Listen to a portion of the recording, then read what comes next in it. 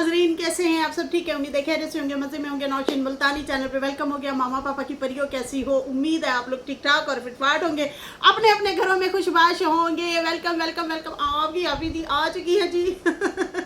तो बहुत बहुत मेरी तरफ से ईद मुबारक सब सिस्टर को, जो ईद मना रहे हैं जनाब उनको भी, और जो नहीं मना रहे उनको भी, सबको मेरी तरफ से बहुत बहुत ईद मुबारक। कहते हैं ईद मुबारक, ईद उल अज़हा सिर्फ खुशियों का दिन नहीं, ये कुर्बानी, मोहब्बत, इखलास का पैगाम है।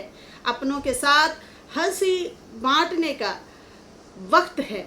दिलों से गिले शिकवे मिटाने का मौका है। हर दुआ में सबकी खुशियाँ शामिल रखो। हर चेहरे पर मुस्कुराहटें सजने दो। ईद उल अज़हा मुबारक। अल्लाह सबकी कुर्बानी कबूल फरमाए, आमीन या रब्बुल आलमीन। तो जनाब आज हमारी सुबह कैसे हुई है मैं आप लोगों को बताती हूँ। पहले तो भाई घर के अफराद जो हैं जैसे कि मर्द हजरात होते हैं वो जाते हैं ईद पढ़ने के लिए। सबसे पहले वो जो है तैयार श्यार होते हैं और कपड़े शपड़े पहन लेते हैं और ईद पढ़ के आते हैं। और उसके बाद जो है फिर आहिस्ता आहिस्ता हम लोग भी बच्चों को तैयार करना शुरू हो जाते हैं। अच्छा, लेडीज़ का भी एहतमाम होता है। कुछ लेडीज़ जाती हैं, कुछ लोग घर में ही नमाज पढ़ लेते हैं और फिर वो दुआ वगैरह जो है वो पढ़नी है तो आप भाई पढ़ लें, नवाफिल अदा कर लें। फिर उसके बाद जो है बच्चों को तैयार करवाया। बच्चों को तैयार करवा के फिर नाश्ता वगैरह, मैंने रात को ही कस्टर्ड वगैरह बना लिया था मीठे में। और उसके बाद जो है फिर सुबह चने वगैरह लेके आए, चने वगैरह से नाश्ता किया। फिर उसके बाद जो है अब हम लोग खाना वगैरह बना रहे हैं, लेकिन जो है बाकी साथ साथ तैयारियां श्यारियाँ भी चलती रही। फिर सबकी कॉलें आना शुरू हो गई ससुराल से, मायके से। सुबह सुबह इतनी सारी दुआएं सुनी। मेरी सासू माँ ने मुझे इतनी सारी दुआएं दी और इतनी सारी दुआएं दी, बहुत ज़्यादा। और इमोशनल हो गई वो, क्योंकि इस बार वो हमारे साथ ईद मतलब जाहिर सी बात है नहीं मना रही, वो वहाँ पे ही हैं, गुजरांवाले में ही हैं, अपने घर हैं। बहुत दुआएं दी, इतना दिल को सुकून आया, मुझे बहुत अच्छा लगा। अल्लाह ताला उन लोगों को सलामत रखे, अल्लाह ताला खुश रखे। रात जो है मेरी दादों से भी मेरी बात हुई और मेरी दादो जो हैं उनकी तबीयत फिर से ख़राब हो गई है। फिर उन्होंने मुझे कहा कि आप इस बार ईद पे नहीं आ रहे। तो मैंने कहा नहीं भाई, शदीद गर्मी है और आज मुल्तान में वाकई शदीद तरीन जो है गर्मी है, बहुत ज़्यादा गर्मी है। और मैं कहती हूँ क्या बताऊँ आप लोगों को, एसी वगैरह चलाया हुआ, फिर जाके थोड़ा सा सुकून आया है।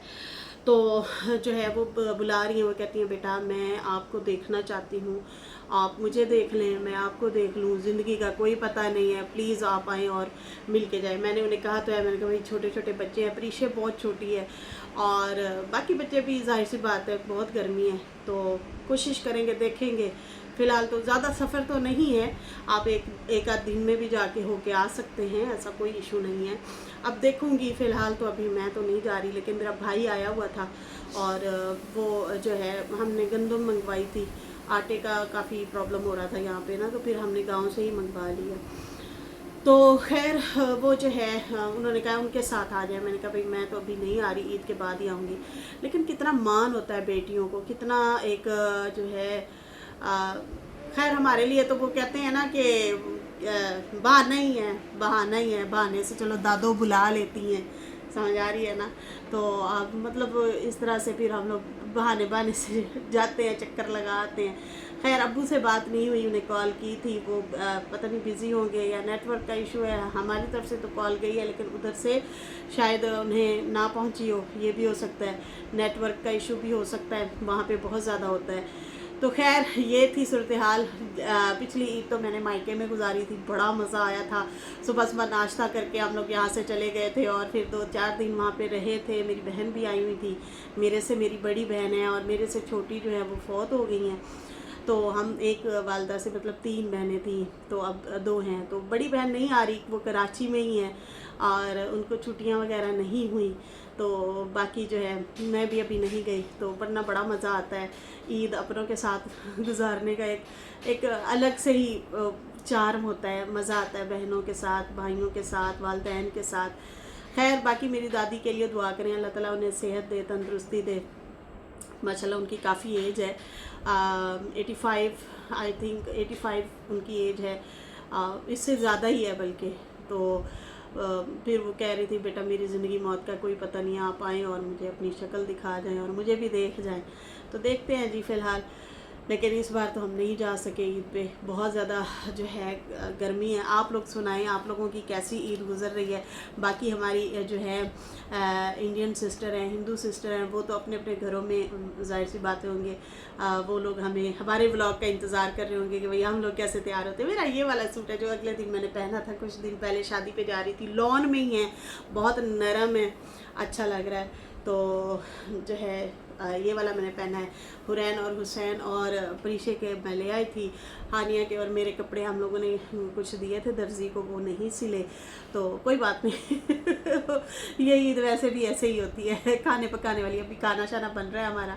तो चलो मैं बैठी थी, मैंने कहा चलो आप लोगों के साथ भी ज़रा गपशप लगा लूँ।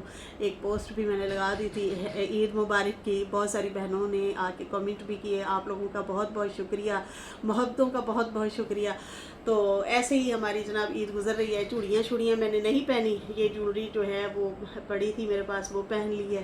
हानिया के लिए मैं लाई थी, हानिया की बर्थडे है, तो मैंने कहा चलो बर्थडे के हवाले से ऐसे ही चलो फ़िलहाल उन्हें गिफ्ट शिफ्ट दे देते हैं।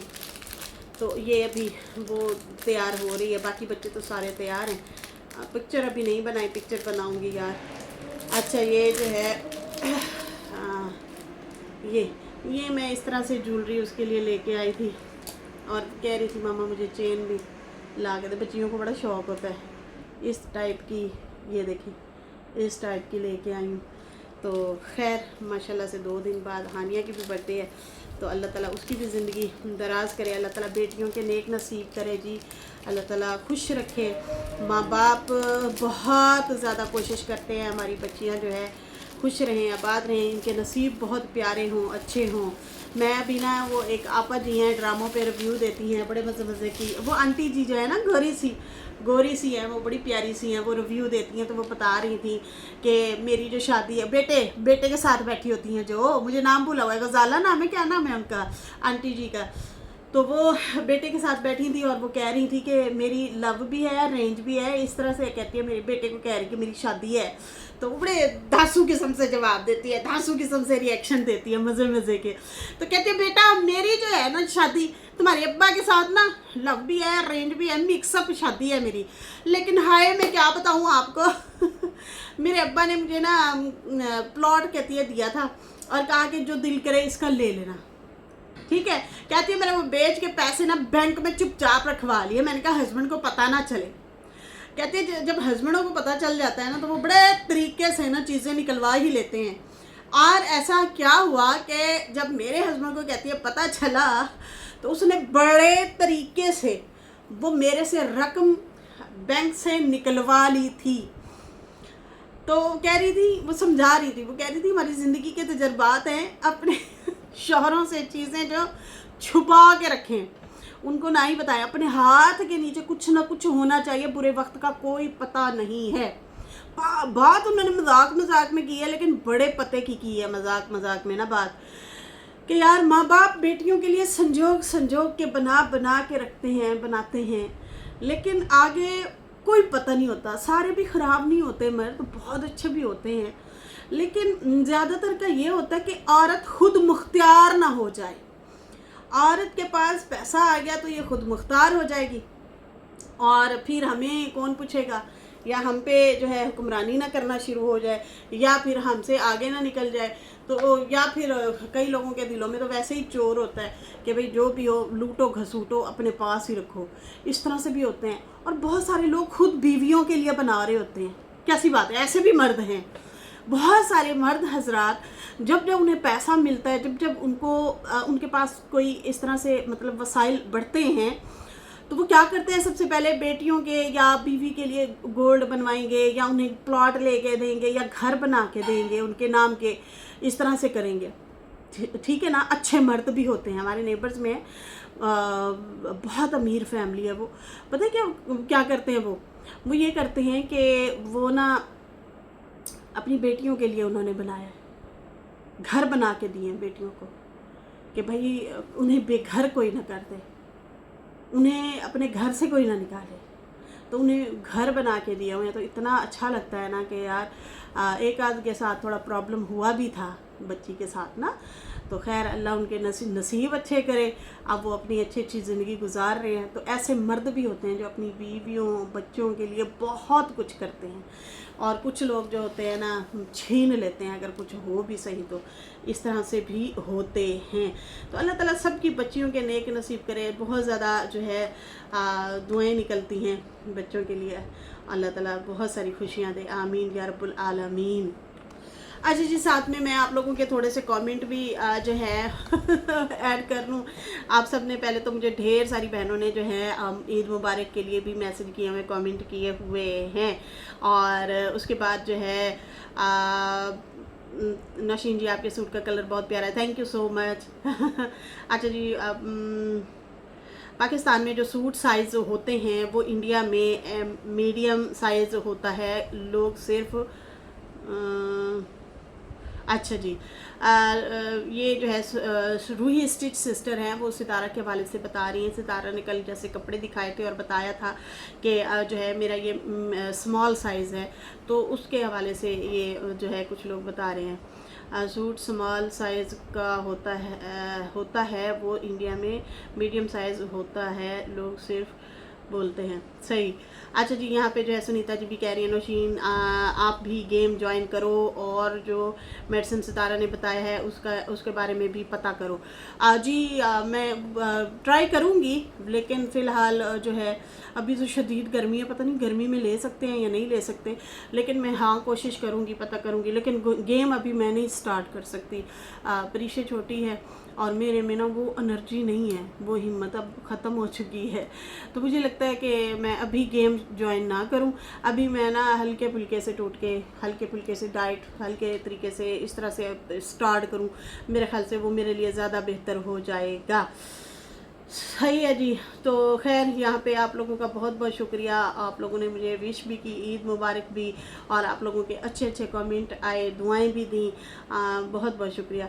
अच्छा, उसके बाद जो है यहाँ पे मुझे रूही सुल्ताना सिस्टर कह रही है नशीन से क्या पाकिस्तान में आज ईद है, हमारे इंडिया में तो कल ईद है, आज हमने अरफा का रोज़ा भी रखा हुआ है, आपको भी ईद मुबारक। खैर मुबारक जी मेरी जान, चांद नज़र आ गया था ना, चांद नज़र आ गया था तो इसलिए फिर सऊदी अरब के साथ ही हमारी ईद है, वरना हमारी भी हमेशा हमने तो जब भी देखा है एक दिन सऊदी अरब में ईद होती थी और पाकिस्तान में उसके दूसरे दिन होती थी। तो अब जो है आई थिंक जो है चांद जाहिर सी बातें नज़र आ गया था, तो हमारी ईद भी उनके साथ है, आज से 10 दिन पहले जो मतलब जब चांद नज़र आया था। ठीक है जी, तो इस तरह से था।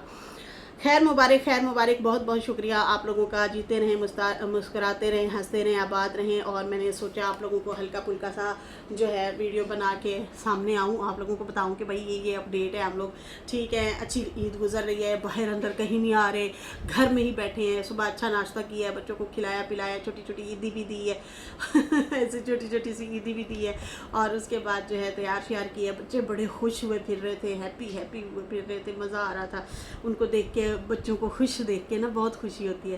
तो बाकी जो है खाने शाने चल रहे हैं और क्या शाम को देखेंगे कहीं जाना हुआ तो, लेकिन नहीं, मुश्किल है, कहीं नहीं लेके जाएंगे। होता है ना कभी आइसक्रीम वगैरह खिलाने के लिए बंदा ले ही जाता है, तो इसलिए। खैर यहाँ पे जो है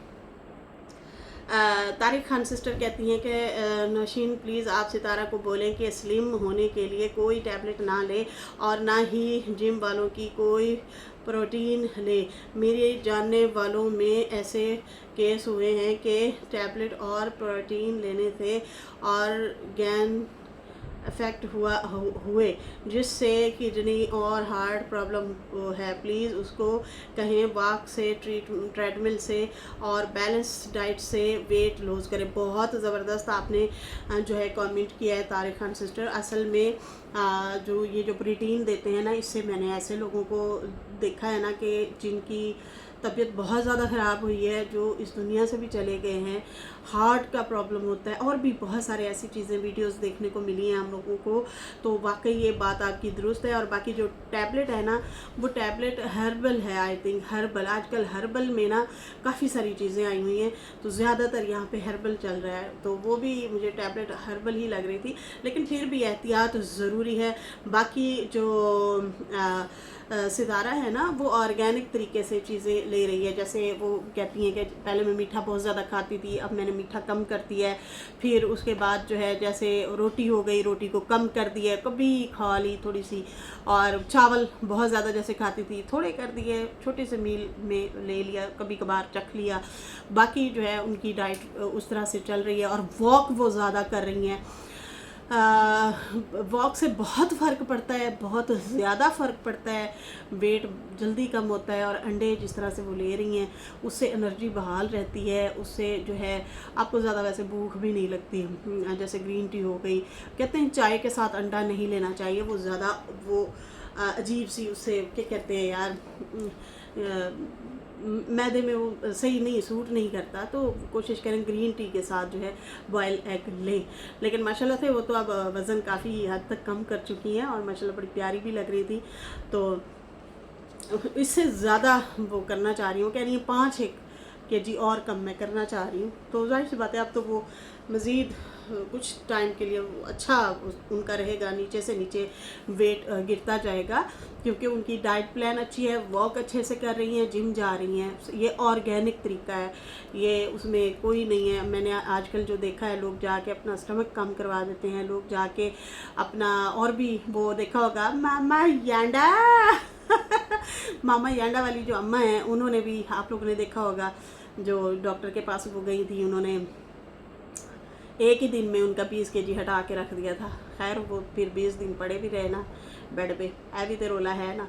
तो ये चीज़ें भी हो रही हैं, लेकिन इन चीज़ों से परहेज़ करना चाहिए। और ये जो ड्रिप पेडी के ये वो सितारा ने नहीं किया, ऑर्गेनिक तरीके से किया। लेकिन आपकी बात ये वाली बिल्कुल दुरुस्त है, प्रोटीन बिल्कुल ना लें। पहले स्टार्टिंग में सितारा ने ली थी प्रोटीन, अब वो उन्होंने बिल्कुल छोड़ दी थी। याद होगा आपको, वो बोतल हिलाती रहती थी अक्सर, तो वो सही नहीं होती।